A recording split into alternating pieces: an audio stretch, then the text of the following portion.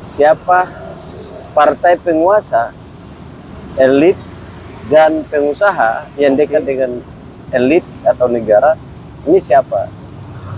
Dia arahnya kemana? Nah, itu menentukan siapa presiden di. Pas lagi baca salah satu media online, melihat di kolom komentarnya itu pro kontra soal siapa yang nanti, pokoknya ya Prabowo, orangnya Prabowo komentar menang, orang Anies, orang Ganjar, gitu. Lalu bertemulah dengan teman-teman, ya biasalah ini mereka face-nya si Anies, ke Prabowo, gitu kan. Ganjar. Pokoknya mereka pada rame tuh sekarang. Dan bertahan dengan argumen masing-masing karena lewat hasil survei. Lalu kita bilang hasil survei itu itu bisa direkayasa, tapi dia ilmiah karena basisnya data. Gitu.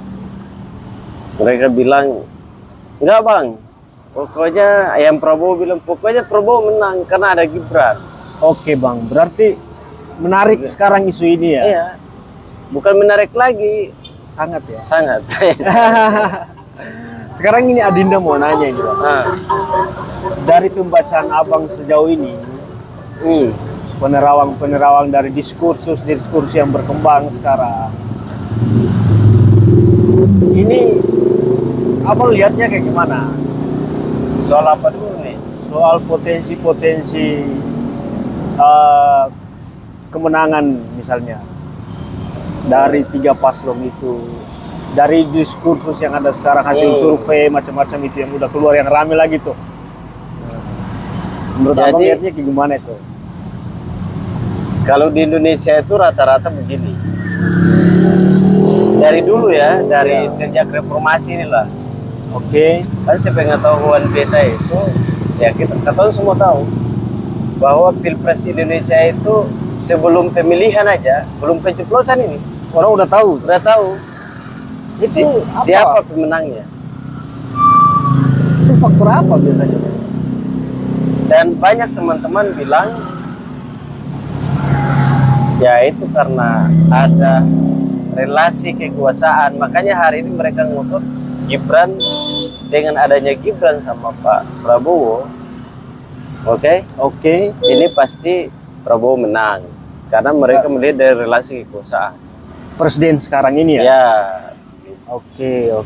Karena makanya ya udah ditebak lah kira-kira, sampai sekarang aja dorong bilang begitu bahwa ya nanti Pak Prabowo yang menang, gitu. Bagi yang mendukung Prabowo.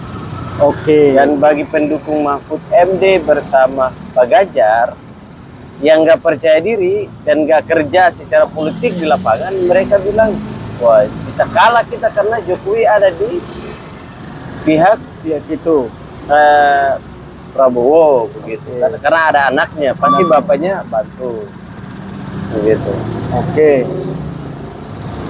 Yang ketiga orangnya Anies, selalu curiga dan nggak percaya diri juga bahwa kalau Prabowo pasti menang karena ada presiden di sana, gitu. Itu bagi mereka yang nggak percaya diri.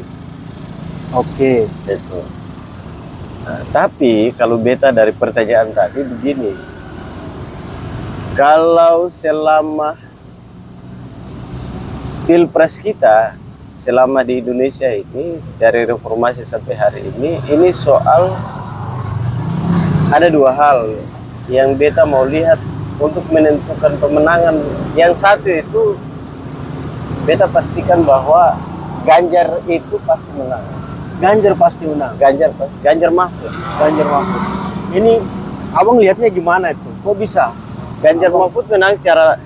Lalu beta lihatnya ada 2 hal. Yang pertama adalah konsolidasi elit antara pengusaha dan partai politik. Ya, dan elit partai politik dan pengusaha di Indonesia. ribut-ribut ini kan begini Kakanda. Ribut-ribut ini karena konsolidasi di atasnya belum clear antara pengusaha yang dekat dengan kekuasaan bersama elit partai politik. Ketika pengusaha bersama elit partai politik, pengusaha yang dekat dengan negara, dengan penguasa, dengan pemerintahan lah kira-kira, dengan elit partai politik, kalau sudah konsolidasi selesai clear, itu pasti aman. Itu berarti tinggal katong lihat siapa partai penguasa, elit dan pengusaha yang dekat dengan elit atau negara, ini siapa, dia arahnya kemana. Nah, itu menentukan siapa presiden di ke depan di 2024. Itu kalau beta lihat dari situ. Yang kedua adalah beta pastikan kenapa Mahfud MD bersama Pak Ganjar itu. Karena yang pertama dua-duanya dari Jawa, Pulau Jawa. Dua-dua dari Pulau Jawa. Pulau Jawa. Satu Jawa Tengah, Timur, satu Jawa Tengah. Oke, Pak Ganjar Jawa Tengah, Pak Mahfud Jawa Timur. Beta bilang pada teman-teman begini, kalau pemilihan kita, warga masyarakat kita ini, kehidupan berbangsa dan bernegara kita ini seperti di Amerika, yang orang sudah secara demokrasinya sudah bagus, pemahaman tentang demokrasi sudah bagus, Anies pasti jadi presiden. kalau Indonesia kayak Amerika. Ya, cara berpikirnya seperti orang Amerika untuk memilih pemimpin. Agak ya liberal, terus budaya itu tidak jadi bahan pertimbangan, agama bukan bahan pertimbangan, etika bukan bahan pertimbangan, kultur bukan jadi bahan pertimbangan. Maka Anies menang.